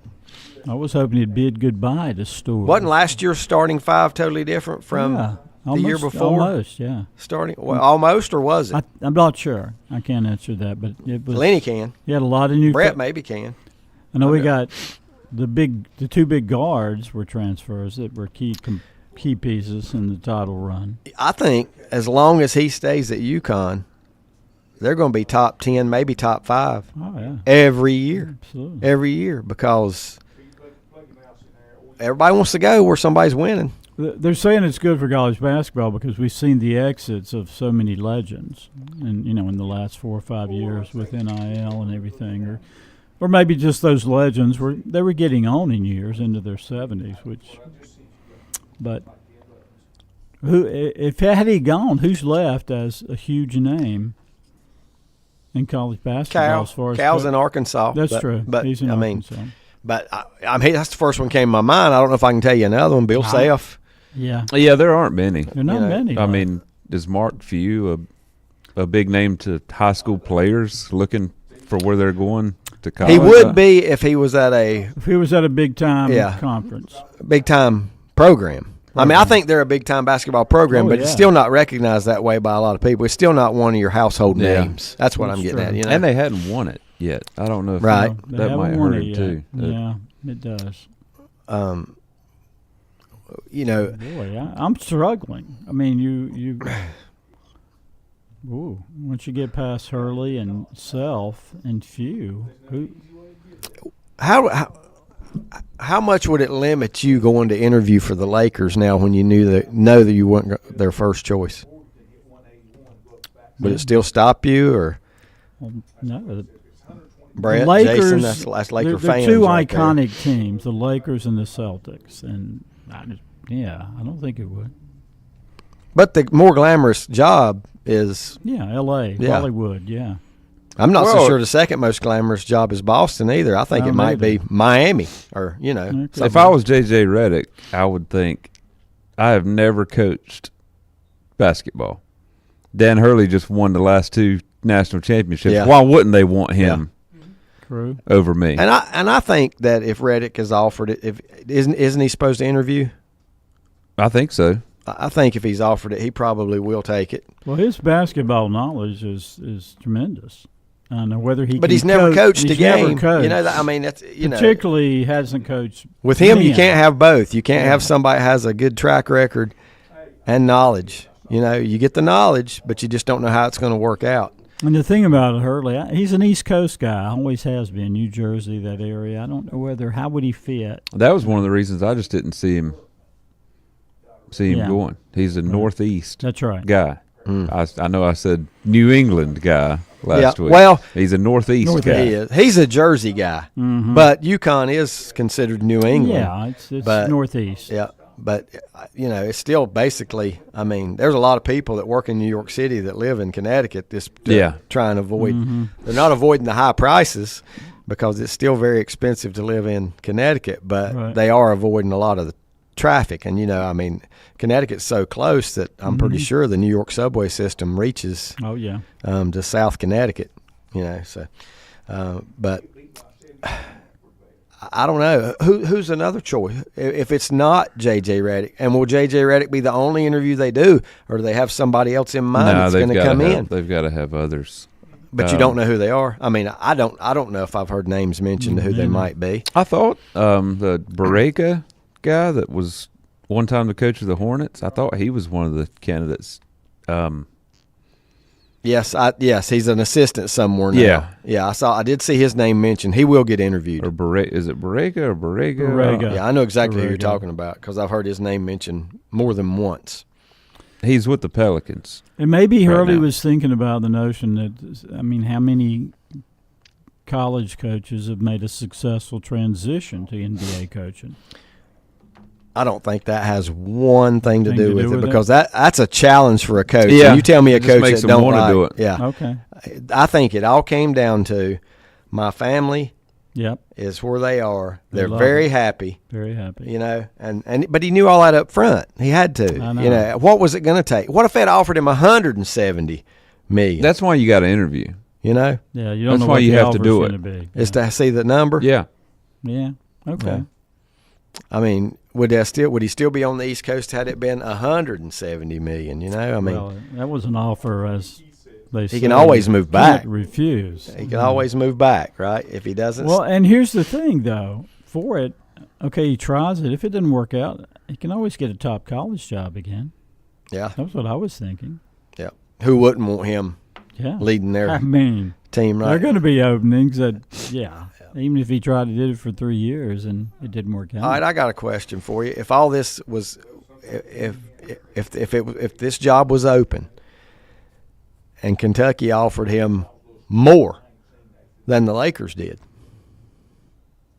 Would he take that job, or is he not going anywhere in college unless he's at UConn? I don't think he's leaving. Yeah. I'm I don't think it's a money thing. College It must not be a money thing. It's not a money thing. I mean, it's not like they're not good to go, and the kids are good to go, and the grandkids are good to go. The whole Hurley family has had. Well, let's compare this to 2004 when the Lakers came calling trying to get Krzyzewski. He didn't go either. What do you think influenced his decision? And that was like $8 million. And compare that to $8 million for the Hurley's entire time compared to $7. But they did say that in today's, or whatever it was, he was offered. It was actually more than Hurley got offered. Krzyzewski's offer was more compared to today. Yeah, to the date. But I don't know. I got a lot of stuff here. I'm getting messages rolling in. I don't want to leave anybody out. If I miss yours, text me back again. I got one, too, on Facebook. We need to go ahead. Yeah, this is going back to our first discussion of the day. Danny Hips chiming in. Hey, Danny. In the UT game, did the batter cross the plate on the check swing? Such a huge call. So I guess he was on a little discussion. When I first looked at that live television, I thought there was no doubt they were going to ring him up. Yeah. But the more I looked at it, I honestly think he was going to be hammered either way he called it. Oh, yeah. Mm-hmm. It was as close as you can get. Used to be you had to break your wrist. You remember back in the old days, you break the wrist? Yeah. Well, he didn't break the wrist, but that ain't the rule anymore. Now it's like if your bat reaches the plate, or at least that's the way it is in Major League. You know, if the bat reaches his plate. On replay, every angle in slow motion, I thought he swung. Yeah. I would have called it a strike. Right. And I thought it was just one of those. I know that's a lot harder in real time. Oh, my gosh, yeah. And that's something can't be reviewed, right? That's probably one of the hardest calls to make in all of sports. Yeah, and they even take it away from the home plate umpire. Yeah. And let the guy – who knows if he's paying attention you should be. But think about it, I mean, it's hard if you're not the home plate umpire. How focused are you on every single pitch? Yeah. Because you need to be, because there might be a check swing even with a 0-0 count that could figure into play. That what? But here's the thing, though. I'm not going to say that cost Florida State the game, because that pitcher could not get anybody out. He just absolutely couldn't get anybody out. And if he had to depend on a check swing to do it, I don't really know if they deserved it. You know what I mean? Right. I mean, Tennessee pounded the ball off of the guy. And here's the problem. When did really good pitchers quit getting ahead in the count?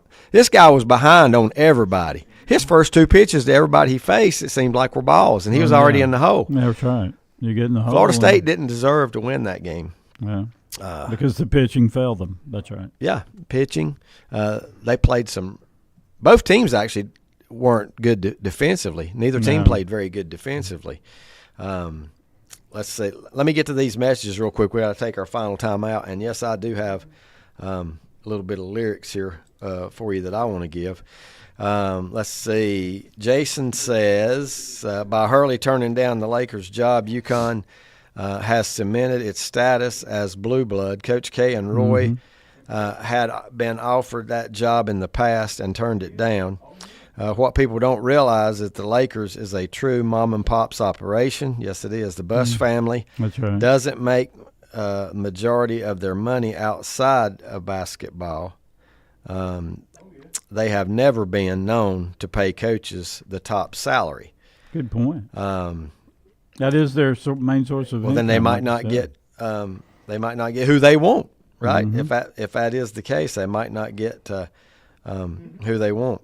Rodney says, on another note, you often say I am a Yankees fan, which I was and am a big fan of Derek Jeter, but actually I was and always have been a Braves fan, as Hank Aaron was and is my favorite player of all time. That's coming from Rodney Willis. As a kid, I always wanted to be the next Hank Aaron, but we both know how that ended up. Go Braves. And the Braves have had their struggles this week. We haven't talked a lot or maybe not any about Major League Baseball, but the Braves have had a little bit of struggles with the Orioles and who was prior to that? they struggle a little bit with. I don't know. It seems like the Nationals have beat them up. I think they beat them 2 out of 3 all year. Lenny says, I'm like Brett. Don't touch Augusta. Although the scores can be high at times, Amen Corner corrects those issues, especially Sunday afternoon. And when the pressure's on, that's true. Yep. I just I don't know what you can do. I guess the hole placement's about the only thing you can do, right, to make a course more challenging. I did see that Pinehurst since last time have brought in some more of that weird-looking grass, whatever it's called, that they've got. Not in, I don't think it's in the fairways, but I think it's kind of in the soft rough or whatever, if there is such thing as soft rough. Is that an oxymoron? Sounds like it. Yeah. But I don't know.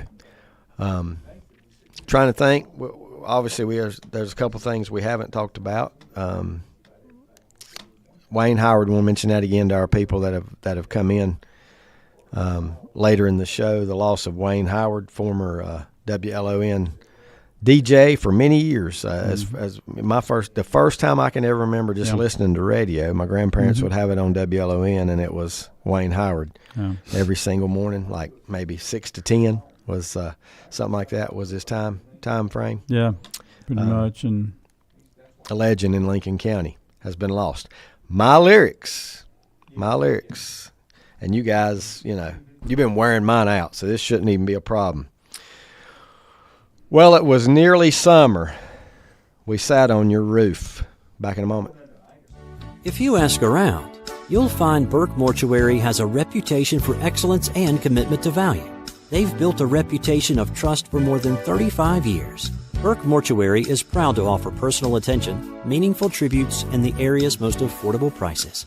They're also proud to offer you beautiful, state-of-the-art facilities. It's the perfect place to honor your loved one. So when choosing a funeral home, the choice is easy. Choose Burke Mortuary with locations in Maiden and Newton. Sooner or later, everyone wants to make their home dreams a reality. I'm sure you've seen the television shows and flipped through magazines and you know what you want. Or then again, maybe you're not sure. You know that you want something different and something better. Get started today by contacting the building professionals at Key Builders in Lincoln. Visit the website at keybuildersnc.com and check out their many floor plans. There's one there for you and your family. Key Builders, locally owned and operated at 1459 North Aspen Street in Lincoln. See the page at whatsupshopper.com and like them on Facebook too. Lake Electric Company was founded in 1984. They are licensed in North Carolina, South Carolina, Georgia, and Virginia. Safety and quality is first in everything they do. For all your electrical needs, serving Lincoln County, Catawba County, Burke County, Mecklenburg County, and all the surrounding counties. When it has to be done right, call Lake Electric. Let them take care of your family. Lake Electric Company, 4362 Providence Mill Road, Maiden. Call 704-483-4000. Online at lakeelectric.com. Stop by Lowe's Home Improvement in Lincolnton for their great deals on items you use around the house. Need to update around the kitchen? Then shop a great selection of appliances and some up to 30% off retail prices. Buy Craftsman's 20-volt max battery and get your choice of matching Craftsman cordless tool free. Update your workshop area with a wide selection of shop tools, only $99 each. But hurry, these deals won't last long. Shop Lowe's in Lincolnton for the things you want to buy today. Century Drug in Boger City is the first pharmacy in the area to offer peace of mind for you, your caregivers, and for your family with a convenient poly pouch, strip pouch system, just like the one you've seen on TV. No more sorting through and keeping up with your multiple bottles of medication. No more filling daily reminder boxes. No more calling in meds and worrying about refills. You'll receive all your medications once a month in a box that dispenses a convenient, easy-to-open strip pouch that is perfectly labeled for breakfast, lunch, bedtime, etc. Century will be the link between you and your doctor to assure you that your medication profile is up to date and refillable. In other words, Century Drug will do all the work. You just take your medications and be healthy and happy. Call or come by for a visit today. 704-735-2551. Century Drug, East Main Street in Lincolnton.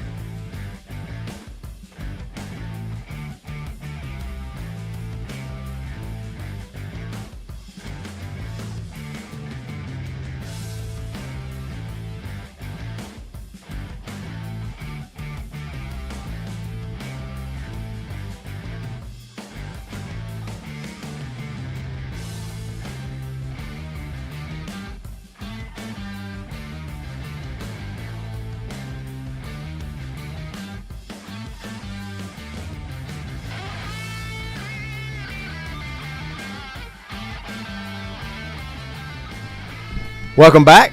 Final quarter this morning. Into the fourth quarter of our show. I do not have any text. Brett got the lyrics. Bam. Yeah, right as soon off as the they bat. came out of my mouth. Mike eventually got the artist. He hasn't named the song yet. But it was nearly summer. We sat on your roof. Yeah, we smoked cigarettes and we stared at the moon. And I showed you stars you never could see. No, it couldn't have been that easy. Forget about me. And the chorus, the reason I did it, the title of the song relates to sports. Don't it, Brett? It was nearly summer is appropriate. Yeah. Yeah. Nearly summer. Yep. I don't know. He must not have been around here sitting on a roof. It wouldn't have lasted long. Maybe Southern California, a lot more comfortable. Of course, he was out of Florida, right? He was.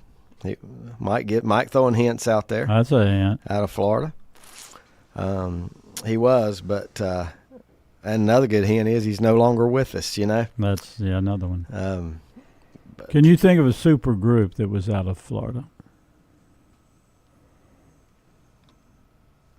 Actually, Tallahassee. Other than Leonard Skinner? That is it. I thought that was just a given. I didn't even really think that was trivia. Okay. I'm joking with you. Throw it out there. I'm joking with you. So Alabama is not Sweet Home. It should be Jacksonville, isn't it? I know. I'm about to give mine away. I know mine was from the Jacksonville area. Yeah. Gainesville, yeah. I thought more Leonard Skinner was like Tallahassee. And they still play one of this guy's songs at every Florida game at the end of the third quarter, right? But it's not this one. It's not this song that I'm giving you. Yeah. It's another really good song by this group. Yes, Lenny, you did get it correct. It is Tom Petty. Mm-hmm. Tom Petty and the Heartbreakers. Even the losers get lucky sometimes. I got to tell you guys this. Yesterday, I run across a CD case of mine that still had the CD, a lot of CDs in it. Nobody listens to CDs anymore. I do. Yeah, I do too. I took this thing home yesterday. I told you guys to break. Tom Petty's greatest hits album, American Girl, Breakdown, Listen to Her Heart, I Need to Know, Refugee, Don't Do Me Like That, Here Comes My Girl, Even the Losers, The Waiting, You Got Lucky, I Won't Back Down, which is what they play at the Florida football games, Don't Come Around Here No More, Running Down a Dream, Free Falling, Into the Great Wide Open, Learning to Fly, Mary Jane's Last Dance. Wow. Yeah. I mean, you Gold can't. Nugget. I don't know if you can tell me a greatest hits album that tops that one. Not many. You might find something that is equal. You left off Something in the Air. Was that not on there at the end? That's not his though, is it? No, it's not. Yep. It's a cover. Right. It is on there, but it's Thunderclap Newman. Yeah. Yeah. Not the Phil Collins. In the Air Tonight. Yeah. But Thunderclap Newman. I listened to it yesterday as well. I played this thing and it was just. I'm like, you got to be kidding. Yeah. It's hard to believe that many songs. I mean, you just pretty much, quote lyrics. Yeah. From all of those songs. But yeah, I did not mention. You mentioned Something's Newman. In the Air. I used to hear that at athletic events. Right. You're thinking about a whole different song. Like I said, it's not the Phil Collins. It's not the Phil Collins song. Okay. And like Brett said, that's actually In the Air. In the Air Tonight. In the Air Tonight. Best known probably for Mike Tyson's scene in what's the name of that movie?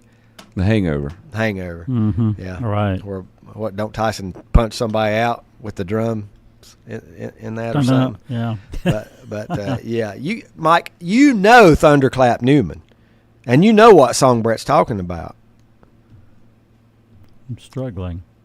You don't know Thunderclap Newman? I've heard of him. That's 60s, right? Yeah, I've heard of him. Yeah. Is that their only hit, Brett? I think so. But he covered that in the air. Yeah. What's the first line of that song, Brett?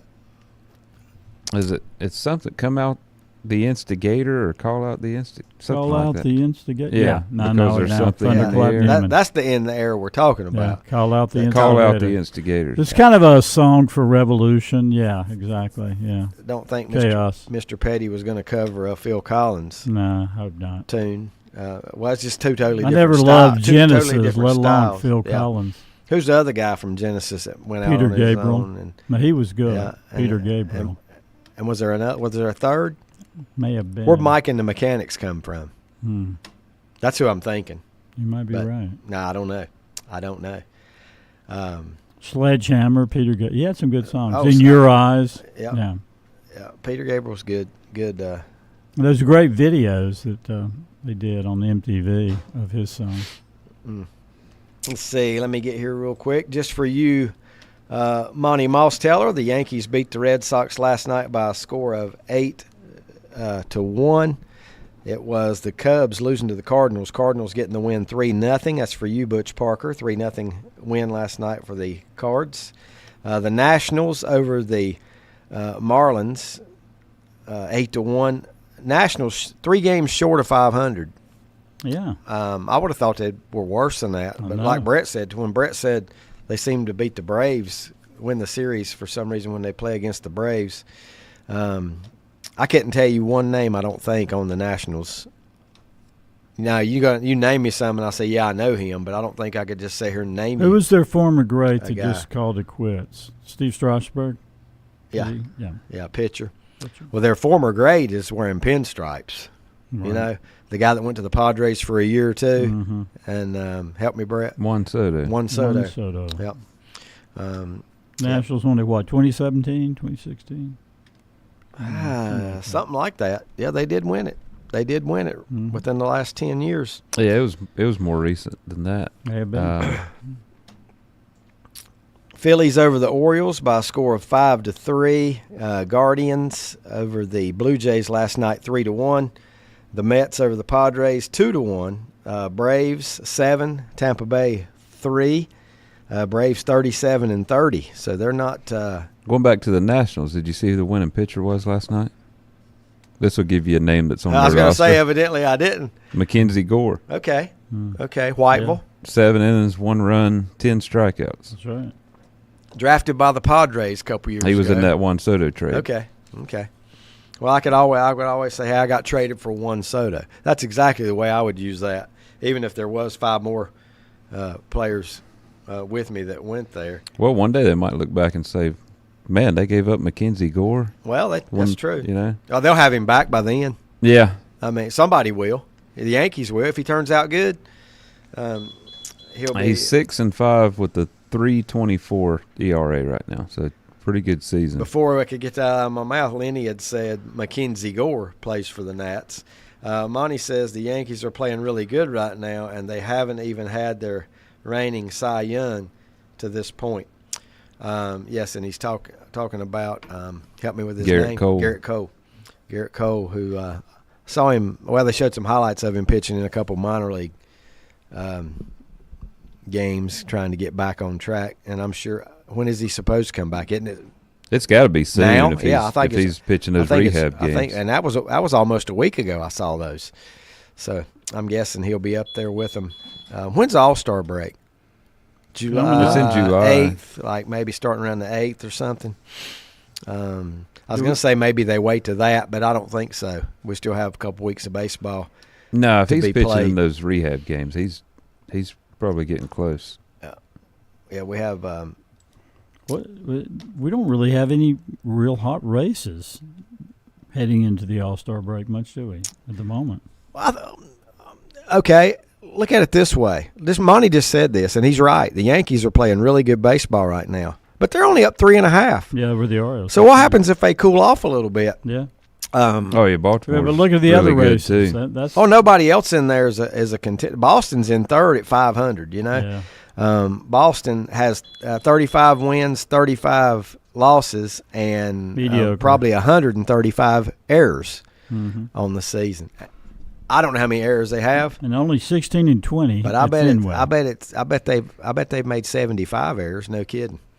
I know they lead the league in that one stat, errors. This says Cole's earliest possible return between the series against Baltimore, June 18th through 20th. So that's their next series. That says it's his earliest possible return. Today's the 15th. I guess so that's 3 got days to do away. with that'd be Sunday, Monday, Tuesday, the number of days Tuesday on the DL or whatever it's called. Interesting. Injured reserve. Well, I know Boston had a bad year last year. They weren't very good, and they're not very good now. They're 35-35. But what has happened to Toronto and Tampa? Yeah, those two teams were up near the top last year throughout the season. Toronto's 33-36. Tampa's 33-37. Nobody in the division's really horrible because of the records. Right. But they're 15.5 and 16 out. Because the Yankees are 50-22. I just don't know what has happened to those two teams after didn't Toronto? I mean, not Toronto, but Tampa last year start out of the gates like 30-5 or something crazy like that. Of course, it didn't pay off. They did not win the World Championship. Look at the Central, the Guardians, 44-23. I think this is quietly the best team that nobody's talking about. You know what I mean? Yeah. I mean, they just they don't do anything flashy. They just win games. They're 21-8 at home, which says a lot. Lenny says Brett gave a great stat line of Gore last night, and he also had a shoving incident in the dugout with his third baseman. I hadn't heard that.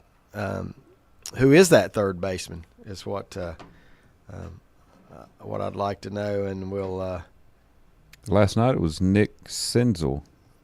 I wonder if one of them will be shipping off.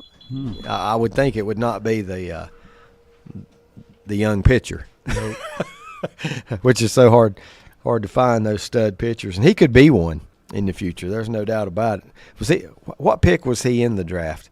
I know he was first round. But what pick? I can't remember what pick he was. It was seemed like it was pretty high. And I'm still trying to think, is that kid that played in eastern part of North Carolina, maybe at one of the Brunswicks, what was his name? He was supposed to, is he playing college baseball today? He was two-time Gatorade Player of the Year in North Carolina in high school. And I think it was North Brunswick that he played for, but I can't think of his name. Do you know what year that Gore was drafted? Do I know what year he was drafted? Probably about 4 years ago, maybe 5. I don't know. I couldn't sit here and tell you the year. Yeah, I was trying to think. He's 25 years old. Yeah. Trying to think if he played against Cherville in one of those. Didn't go to college, did he? No, I don't think so. Yeah, I'm not sure. Lenny may know the answer to that one as well, but I do not. Well, he could have played against Cherville in 2016 when Cherville won the state title, and won maybe. Cherville beat him. That's what I thought. Yeah, they beat him. Yeah. Lenny says we will see another beast tonight in College Baseball World Series. Anybody want to guess? The Florida hitter. Jack Caglione. Ooh, love that name. In his career, I think he's around 75 home runs. Two-way player. Really good. Really good. Hits it with a lot of power. No doubt about that. Gore was the 3rd overall pick in 2017. By the Padres. Yeah. Who was 1 and 2? Let's see. Royce Lewis, a shortstop, taken by the Twins. I have heard of him. Is he playing with the Twins now? Because I've heard that name too. Yeah. Let's see. I just want to see if he – yeah, he is. Okay. And then Hunter Green, a pitcher for Cincinnati, and he is pitching. Yeah. He's good. Yep. He should have played for the Packers. Hunter Green. Yeah. Had to throw that in there. The A's are Kelly Green, so that wouldn't have worked for Hunter Green. Yankees, 50-22. We went through that division. The Indians, Guardians, still saying the Indians here these days. I don't know which is harder to quit saying, Indians or Redskins. To me, it's San Diego Chargers has been the hardest one to Yeah, L.A. Just putting L.A. in front instead of San Diego. That one's probably the most commonly slipped up one on TV. So I have to agree with you there. Cleveland followed by Kansas City. Kansas City quietly 40-31, and this is after losing 3 out of 4 to the Yankees this week. 6 games out. Minnesota's 7.5 out. Tigers 12 out. The White Sox are over and out. In the West, Seattle leads. How about this Seattle team? Cal Raleigh, another North Carolina product. Mm-hmm. Love talking about our North Carolina high schoolers that are making it in the big leagues. 41-31 are the Mariners, followed by the Rangers. Why can't the Rangers get it together? This is your defending world champions. They're 3 games below 500. You know, that's a good question. Is there still time? I mean, there's obviously still time, but I wonder what's changed. Do you remember any big personnel losses they had in the offseason? I don't. Yeah. You know, so just the difference between 2 seasons, I guess. The Astros, you could say the same about them. They're 32-38, followed by the Angels and the A's. National League, I like the Phillies. I like what they throw at you. I like Schwarber in that leadoff spot. He's a big guy to be leading off. I like Harper. I like a lot of things about them. Realmuto is a very tough catcher. They have a good squad that I really think is going to be hard to beat out in the postseason. We'll see. Only time will tell. 47-22. They have a 9-game lead on the Braves, which is amazing. Then come the Nats, the Mets, and the Marlins. Milwaukee leads the Central 40-29, 5.5 over the Cardinals. How about the Cardinals all of a sudden climbing the ladder, going from the bottom to second place, and you can bet they'll be in the running down the stretch for that division. 5.5 out of first. Then comes Cincinnati, who's 6 back, Pittsburgh 7, and the Cubs are 7.5 games. I tell you what, if you want to see a young pitcher that's going to be a star, look at Paul Skeens pitching for the Pirates. And if you even want to one up that, look at some photos of his girlfriend. Yep. Does anybody know who his girlfriend is? I think she's been discussed on here before. Has she? The Los Angeles Dodgers, 43-28, followed by the San Diego Padres. You comfortable with that, Brett? 7-game lead at this point? Yeah. Sure, it's pretty good, right? I mean, 43-28. I don't even care if they win a division. Yeah, right. The world champion. Does that mean more? I don't think has been coming from division. I don't think you want to buy. I don't like having to sit. I hadn't thought about that. Several days. I hadn't thought about that. It hadn't worked out well recently, which they're probably going to get one, but I don't know that it's a good thing. Let's see. You got the Dodgers 7 over the Padres, 8.5 over the D-backs, 8.5 over the Giants, 18 over the Rockies. You know, last year we saw the Diamondbacks come out of nowhere, just nowhere, and make it to the World Series. Yeah, from the wild card spot. Who could do that? Is there a team right now that you look at and say, this team may be not 100% healthy right now, they get this Joe back and that Joe back, and all of a sudden here they can make a run down the stretch as well? I'm just asking. I don't know if there is one. Just going through the standings and looking at some of the teams, Houston? Boy, they're going to have to make a big turn, though, aren't they? Yeah. A big turn. I mean, it seems like they have, for a team below 500, it seems like they have the best personnel, and the experience of being in what's different about them, Brett? I don't know. I don't know where they're struggling. 32-38. They scored 310 and given up 301. Is 301? Is that a lot for right now? I guess it is. The Yankees have allowed 233. Yeah. Baltimore 245, Cleveland 243. So maybe their pitching's not very good right now. But if you really feel like you can make a run, that some of these teams are getting ready to have to decide: are we going to add, or are we going to unload? Yeah. It's getting close to that time of year. Houston's 20th in ERA. Is this the first year of Dusty's departure? Or has he been gone a year and a half now? I don't even know.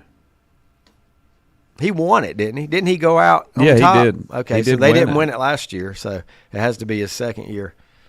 And I couldn't even tell you who their manager is off the top of my head. I don't remember. Yeah.